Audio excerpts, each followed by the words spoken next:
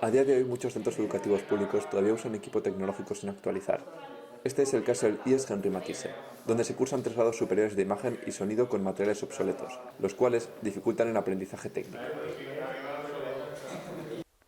Estamos en el IES Henry Matisse, en la sala de equipamiento del grado superior de realización, donde podemos ver que todo el equipo está empezando a quedarse obsoleto.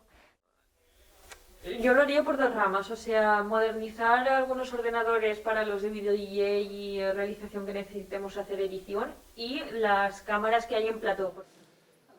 Consellería por fin ha aprobado un presupuesto para poner fin a esta brecha tecnológica y renovar el equipamiento.